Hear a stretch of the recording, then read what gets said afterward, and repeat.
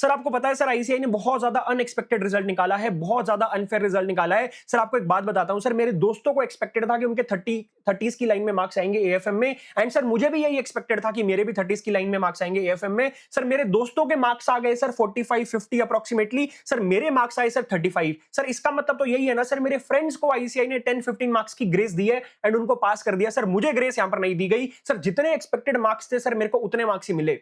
Sir इसका मतलब sir यहां पर दोस्तों को ग्रेस दी गई लेकिन मुझे ग्रेस नहीं दी गई। सर आईसीआई ने पार्शियलिटी करी है। सर यहां पर देखा जा रहा है कि सर बच्चों के सर 90 प्लस मार्क्स आ रहे हैं, किसी के 60 प्लस मार्क्स आ रहे हैं, किसी के 80 प्लस मार्क्स आ रहे हैं, इतने टफ पेपर में, इतने अनएक्सपेक्टेड पेपर में, लेकिन सर मुझे ग्रेस क्यों नहीं दी गई सर? बाकी सभी बच्चों को ग्रेस दी गई सर, यानी कि मेरे साथ यहां पर पार्शियलिटी हुई है। और सर यहां पर रिजल्ट भी बहुत ज्यादा अनएक्सपेक्टेड है। सर 12% का आईसीआई ने रिजल्ट दे दिया इतने टफ पेपर के अंदर। सर हमें समझ नहीं आ रहा सर ये 12% रिजल्ट कैसे आ गया। तो मेरे दोस्तों मैं आपको दो चीजें क्लियर कर देता हूं। पहली चीज, क्या हमारा रिजल्ट अनएक्सपेक्टेड है? क्या सर 12% का रिजल्ट हमें एक्सपेक्टेड था? नहीं दोस्तों, बिल्कुल भी एक्सपेक्टेड नहीं था।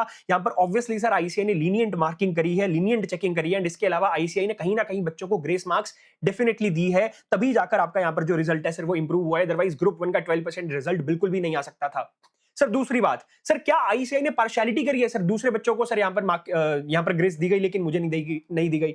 नहीं दोस्तों, ऐसा बिल्कुल भी नहीं होता है। आईसीआई ऐसा नहीं करता। यहां पर कोई ह्यूमन इंटरवेंशन नहीं होती सर। ये ग्रेसिंग का जो होता है ना सिस्टम, ये ऑटोमेटेड होता है सर। कंप्यूटर किसी के अंदर पार्शियलिटी नहीं कर सकता। और मैं आपको दूसरी चीज बता देता हूं सर, आईसीआई के आपसे पर्सनल ग्रजेस थोड़ी हैं जो आपको यहां पर ग्रेस नहीं देगा। और सर तीसरी चीज आपको बोल देता हूं सर, एक चीज और, कि सर जब तक आरटीआई की कॉपीज नहीं आ जाती, ये सब एलिगेशंस है सर, ये सिर्फ कंफ्यूजन है। आप इन चीजों के ऊपर ध्यान मत दीजिए सर, क्योंकि सर यहां पर क्या है सर, आईसीआई ऐसा बिल्कुल भी नहीं करता है। जहां तक मेरी अंडरस्टैंडिंग है ऐसा नहीं होता है।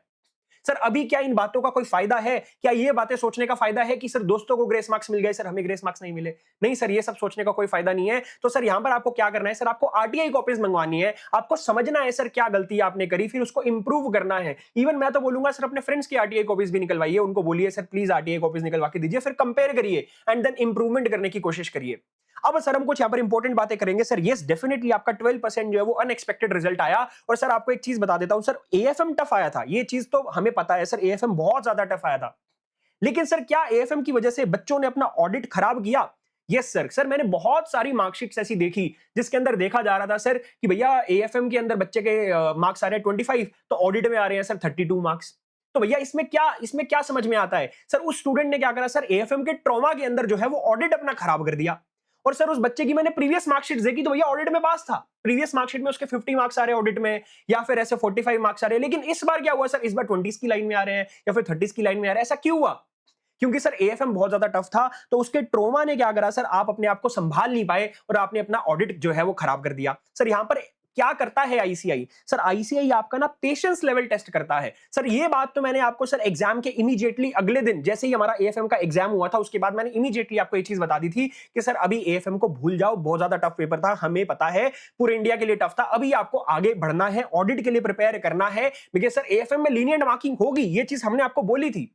और हम बार बार आपको यही चीज बोल रहे थे सर, इवन मैं नहीं सर, सभी फैकल्टीज शायद यही बात बोल रहे थे कि सर आपको आगे, अब आपको क्या करना है सर, ऑडिट पे फोकस करना है। क्योंकि सर यहां पर आईसीआई की यही गेम होती है। आईसीआई का आपका क्या करेगा, आपकी पेशेंस को टेस्ट कर रहा है। आईसीआई ये देख रहा है कि आप खुद को कितना संभाल पाओगे। आप मोस्ट प्रोबेबली एएफएम में हो सकता है आप 40 की लाइन में मार्क्स लाकर पास हो जाओ, लेकिन आप ऑडिट में फेल हो जाओगे। सर वही हुआ। तो एक बात हमें यह समझ में आती है सर, जब भी ऐसा टफ लेवल का पेपर फिर से पूछा जाए, तो सर आपको यहां पर यह चीज खुद से रियलाइज करनी है कि सर ये सिर्फ मेरे लिए टफ नहीं है, ये पूरे इंडिया के लिए टफ है। आईसीआई यहां पर हमारी पेशेंस को टेस्ट कर रहा है। आईसीआई ये देख रहा है कि हम खुद को कितना संभाल पाते हैं। आईसीआई ये देख रहा है कि हम इमोशनली कितना स्ट्रांग है। आईसीआई वो देखने की कोशिश कर रहा है। सर आपको यहां पर अपना अगला पेपर नहीं बिगाड़ना है, ये चीज आपको ध्यान रखनी पड़ेगी। फ्यूचर में भी ये हो सकता है कि आईसीआई ऐसा अनएक्सपेक्टेड पेपर दे, और मैं आपको बता देता हूं सर, अनएक्सपेक्टेड पेपर के अंदर आप यहां पर डेफिनेटली पास हो जाओगे, लेकिन उसके चक्कर में सर अगला पेपर आप खराब कर सकते हो। सर क्या एएफएम में ग्रेस मार्क्स मिली है? सर डेफिनेटली एएफएम में ग्रेस मार्क्स मिली है। एंड यहां पर आपका एएफएम में जो है सर आईसीआई ने पेशेंस का यहां पर आपका स्पेसिफिकली टेस्ट किया था। अब सर ये बात तो हमें समझ में आ गई सर, एएफएम बहुत ज्यादा टफ आया था सर, एएफएम हाई लेवल का आया था। अब सर अगर आईसीआई ने फिर से एएफएम ऐसे लेवल का पेपर पूछ दिया सर, व्हाट इफ अगर ये जो स्टैंडर्ड है आईसीआई का, ये बेंचमार्क बन जाए, इसी तरीके से पेपर बार बार आने लगे, तो हम कैसे मैनेज करेंगे चीजों को? तो भैया इसके लिए ना सर, क्या हमें एआई बेस्ड क्वेश्चंस करने हैं? तो मैंने ना सर इसके लिए ना बहुत डिटेल्ड आपको ना एक यूट्यूब पे वीडियो ऑलरेडी बनाकर दी हुई है, जिसके अंदर मैंने आपको बताया है कि आपको अपना एएफएम ऐसे लेवल का पेपर कैसे मैनेज करना है। फिर भी मैं आपको सर कुछ चीजें बता देता हूं। सर हमने ना यहाँ पर बहुत ज्यादा मेहनत करी है कुछ चीजों के ऊपर। सर आपको अपनी स्क्रीन पे दिख रहा होगा sir, untapped areas question from a topic of mutual funds. Sir ये क्या चीज है? तो मेरे दोस्तों हमने क्या करा है, हमने बेसिकली ना सर एक एक चैप्टर को पकड़ा, क्योंकि सर आपको एक चीज समझनी पड़ेगी, आईसीआई ने इस पर्टिकुलर अटेम्प्ट में क्या किया था। इस पर्टिकुलर अटेम्प्ट में आईसीआई के दो टारगेट एरियाज थे। क्या सर? पहला टारगेट एरिया ये था कि हमें क्या करना है, हमें आईसीआई ने क्या करा, स्टडी मैट से ना ऐसे ऐसे टॉपिक्स उठाए कि जो आपके सिलेबस में तो है, जिनका थियोरेटिकल यहां पर आईसीआई ने कुछ ना कुछ एक्सप्लेनेशन दे रखा है, लेकिन आज तक उसके ऊपर कभी क्वेश्चन नहीं बनाया। तो आईसीआई ने क्या करा, वो अनटैप्ड एरियाज को पकड़ा, उनके ऊपर पहला पहला नया नया नवेला क्वेश्चन बनाकर एग्जाम में सीधा दे दिया। इससे क्या किया, आईसीआई ने सेफ प्ले किया। सेफ प्ले क्या किया कि आप आईसीआई पे एलिगेशंस नहीं लगा पाओगे कि सर ये तो आउट ऑफ द सिलेबस आ गया, क्योंकि सर स्टडी मैट में तो दिया हुआ है, that means it is in syllabus. अब यहां पर आप आईसीआई को चैलेंज नहीं कर सकते, लेकिन आईसीआई प्ले कर गया, बिकॉज़ आईसीआई ने आज तक कभी आपको उसके ऊपर क्वेश्चन बनाकर नहीं दिया। तो आईसीआई को कहीं ना कहीं पता है कि आप उस क्वेश्चन को जो है अटेम्प्ट नहीं कर पाओगे एग्जाम में। तो उसी चीज को ध्यान में रखते हुए हमने क्या करा, सर हमने अनटैप्ड एरियाज के ऊपर क्वेश्चंस बनाए हैं। हमने आपके हर चैप्टर से यहां पर क्या करा, हर चैप्टर से पकड़ पकड़ के हमने ऐसे टॉपिक्स को ढूंढा जिसके अंदर से क्वेश्चन बनाया जा सकता है प्रैक्टिकल, लेकिन आईसीआई ने आज तक उसके ऊपर प्रैक्टिकल क्वेश्चन नहीं बनाया, वो हमने खुद बनाकर आपको दे दिया। अब वो AI based high level question हमने खुद से क्योंकि बना दिया है, तो भैया जब आप उस क्वेश्चन को समझ लोगे, उस क्वेश्चन को पढ़ लोगे, तो अगर एग्जाम में उस टॉपिक के ऊपर आईसीआई ने बाई चांस क्वेश्चन पूछ लिया, ताजा ताजा नया नया क्वेश्चन बनाकर दे दिया, तो एटलीस्ट आपको पता होगा कि उस क्वेश्चन को अप्रोच कैसे करना है। आप ब्लैंक नहीं बैठोगे, आपको पता होगा कि इसमें लिखना क्या है। चाहे हल्का फुल्का स्टेप में एक आधी मिस्टेक आप कर दो, लेकिन आप मोर और लेस उस आंसर को अटेम्प्ट कर पाओगे अच्छे से।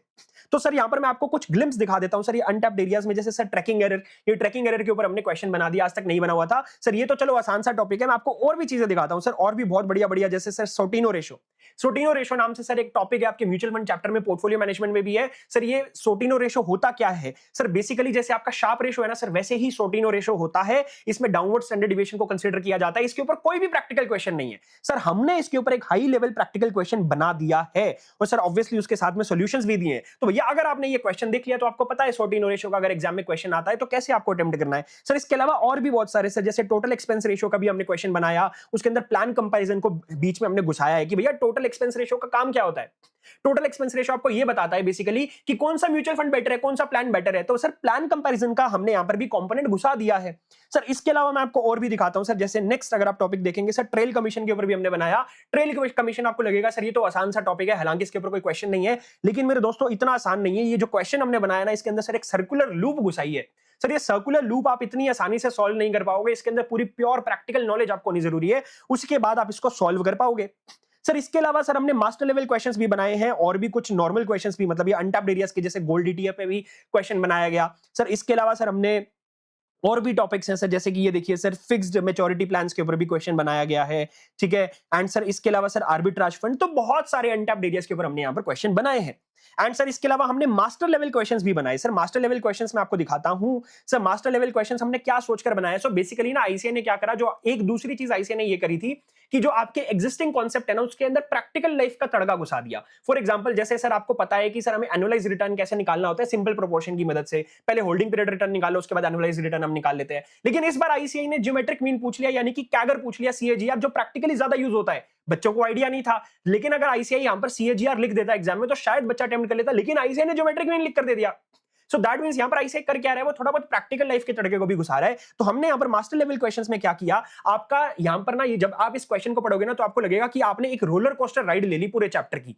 यानी कि आपको इसको देखकर लगेगा कि आपने पूरा सिलेबस रिवाइज कर लिया है, मतलब पूरा म्यूचुअल फंड का चैप्टर आपने एक बार रिवाइज कर लिया है, बिकॉज़ इसके अंदर आपको एक एक कॉन्सेप्ट अच्छे से मिलेगा कवर्ड। यानी कि इसमें डिविडेंड इक्वलाइजेशन का कॉन्सेप्ट भी मिल जाएगा, यानी कि हर टाइप का कॉन्सेप्ट आपके ये मास्टर लेवल क्वेश्चंस के अंदर कवर्ड होंगे। तो भैया इन दो चैप्टर्स, इन दो तीन क्वेश्चंस को जब आपने देख लिया तो आपको लगेगा कि हाँ, हमने पूरा म्यूचुअल फंड चैप्टर हमने जो है वो रिवाइज कर लिया है सर। देखो इसके अंदर हमने ये वाला कि म्यूचुअल फंड को कितना रिटर्न कमाना चाहिए, ये वाला कॉन्सेप्ट भी हमने घुसाया हुआ है। तो ये मास्टर लेवल क्वेश्चंस भी आपको बहुत हेल्प करने वाले हैं सर। ये म्यूचुअल फंड ही नहीं, हमने सारे चैप्टर्स के लिए क्वेश्चंस बनाए हैं सर। हमने एडवांस कैपिटल बजटिंग के लिए भी बना रखे हैं, मतलब सारे चैप्टर्स के लिए बना रखे हैं बेसिकली। तो सर ये जो चीज है जो मैं आपको प्रोवाइड करने जा रहा हूं सर, ये बहुत हेल्प करेगी। लेकिन सर ये आपको मिलेगी कहां से सर? ये आपको, ये ना हम आपको इसका एक्सेस दे देंगे, लेकिन सर इसका एक्सेस ऑब्वियसली बैच स्टूडेंट्स को तो मिलने ही वाला है। जो हमारे बैच वाले स्टूडेंट्स हैं उनको तो मिलेगा ही मिलेगा, लेकिन हम प्लान कर रहे हैं कि हम हो सके तो इसको यूट्यूब पे भी प्रोवाइड कर दें सर। ये अभी हम इसके ऊपर प्लानिंग कर रहे हैं कि इसको यूट्यूब पे प्रोवाइड करना है कि नहीं करना। बैच स्टूडेंट्स को ये मिलेगा, यानी कि exam oriented batch, regular batch या फिर क्वेश्चन बैंक बैच, जिस भी बैच में आपने एनरोल करा है, इन सारे क्वेश्चंस का हर चैप्टर का एक्सेस आपको मिलेगा अलोंग विद द वीडियोस। लेकिन सर हम यहां पर प्लान कर रहे हैं कि सर हम YouTube पे भी प्रोवाइड कर दें। अगर आपको YouTube पे ये फ्री ऑफ कॉस्ट चाहिए तो भैया कमेंट सेक्शन में आप लिख देना सर AI बेस्ड बैच लिख देना, या फिर लिख देना sir yes sir we need AI based batch, तो हम इसके ऊपर कंसीडरेशन देंगे कि हमें यहाँ पर इसको हमें YouTube पे फ्री में प्रोवाइड करना चाहिए कि नहीं। On the basis of the response हम इसको डिसाइड करेंगे। अब भैया सर ये एएफएम हाई लेवल क्वेश्चंस की हमने बात कर ली। अब सर मैं आपको एक चीज और बता देता हूं सर, यहां पर ना 3 कैटेगरी के स्टूडेंट्स हैं मेरे पास। जिन जिन बच्चों के डाउट आते हैं ना सर, मैंने ना हर बच्चे से, यानी कि जिन जिन बच्चे का मेरे पास गाइडेंस के लिए क्वेश्चन आता है ना सर, उनके पास ना, उनके लिए मेरे पास ना 3 क्वेश्चंस होते हैं। सर आप बताओ आप खुद को किस कैटेगरी में रखते हो? सर कैटेगरी ऑफ स्टूडेंट्स क्या है सर? पहली कैटेगरी कि सर आपको यहां पर कॉन्सेप्ट्स आते हैं, यानी कि आपको कॉन्सेप्ट्स पता है, how to approach the question, ठीक, हाउ मतलब आपको कॉन्सेप्ट की नॉलेज है। इसके अलावा आपको यह भी पता है सर क्वेश्चन के अंदर एप्लीकेशन कैसे करना है उस कॉन्सेप्ट का, यानी कि आपको कॉन्सेप्ट भी आता है अच्छे से, आपको उस कॉन्सेप्ट की एप्लीकेशन भी आती है, लेकिन फिर भी आप पास नहीं हुए। सर ये इसका कारण क्या है? सर एएफएम में हम इसलिए पास नहीं है बिकॉज सर हम प्रैक्टिस लैक करते हैं सर, हमें रिटन प्रैक्टिस नहीं है। So that means there you have your answer. Sir अगर आप इस कैटेगरी में फॉल करते हो तो आपके लिए क्या रिकमेंडेड है? सर आपको रिवीजन वीडियोस देखनी चाहिए। सर आप रिवीजन वीडियोस देखोगे, उससे क्या होगा सर, रिवीजन वीडियो देखने के बाद आपको कॉन्सेप्ट जो है वो सारा याद आ जाएगा। फिर उसके बाद जब आप क्वेश्चंस को यहां पे स्टार्ट करोगे ना, आपको बहुत ज्यादा हेल्प होने वाली है, क्योंकि सर आपको पता है हमारी कॉन्सेप्ट बुक में ट्रिकी पॉइंट्स दिए हुए हैं। सर जब आप वो पॉइंट्स को पढ़ोगे फिर क्वेश्चन को अटेम्प्ट करोगे तो आपको याद आएगा कि हाँ इस क्वेश्चन में जो ट्रिकी पॉइंट है वो सर की बुक में दिया हुआ है, और वो हमें फिर क्वेश्चन में एप्लीकेशन में बहुत ज्यादा हेल्प होगी। इवन जब आप रिवीजन वीडियो देखोगे तो रिवीजन वीडियो में आपको कॉन्सेप्ट्स जो है वो अच्छे से रिवाइज करवाए हुए हैं। तो सर आपका अप्रोच तो यही रहेगा सर, रिवीजन वीडियोस देखो, इसके अलावा सर क्वेश्चंस को रिटन प्रैक्टिस करो, फिर उसके बाद जो एआई बेस्ड जो मटेरियल मैं आपको प्रोवाइड करने वाला हूं सर वो देख लेना। You are sorted for your next attempt. अब भैया दूसरी कैटेगरी ऑफ स्टूडेंट क्या आते हैं सर? दूसरी कैटेगरी सर आपको कॉन्सेप्ट्स नहीं आते। सर कॉन्सेप्ट्स नहीं आते तो दैट मींस आपको क्वेश्चंस भी सॉल्व नहीं करने आते, दैट मींस आपको कुछ भी याद नहीं है, आपको कॉन्सेप्ट्स भी अच्छे से याद नहीं है, क्वेश्चंस भी आपको करने नहीं आते हैं। लेकिन सर हमारे 30-40 मार्क्स आ गए। सर वो क्यों आ गए? वो इसलिए आ गए सर क्योंकि हमें क्वेश्चंस का जो है वो लेआउट याद हो गया, हमें याद हो चुका है सर ये क्वेश्चंस को अप्रोच कैसे करना है, बेसिकली हमें फॉर्मेट याद हो गया है। अगर आप ऐसी कैटेगरी में फॉलो करते हो भैया तो सीधा सीधा मेरा आंसर है आपके लिए सर, आप एग्जाम ओरिएंटेड बैच के लिए चले जाइए।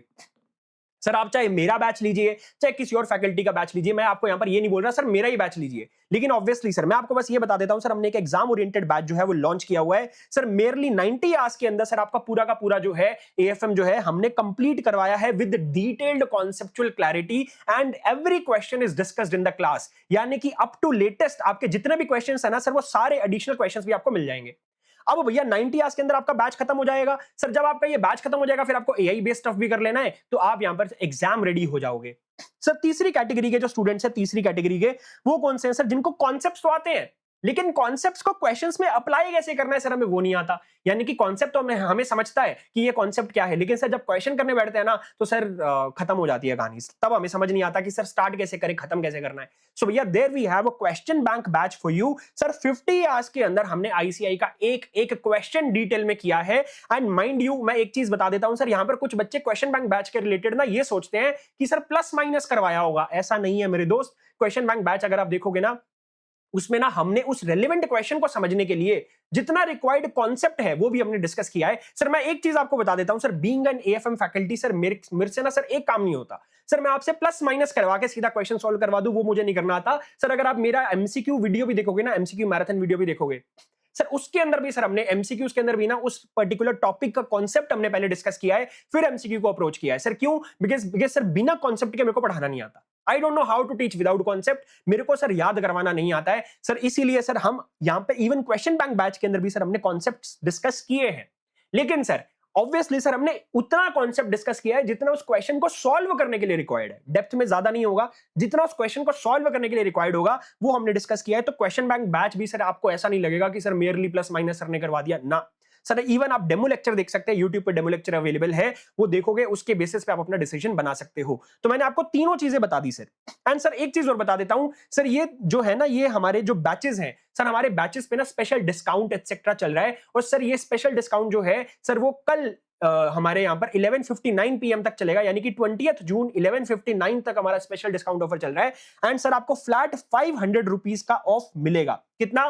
Flat 500 on every batch. तो सर इसके अंदर आपको क्या कूपन कोड यूज करना है सर? आपको बैच 500 BATCH सर आपको लिखना है BATCH 500, ये बैच 500 विदाउट एनी स्पेस।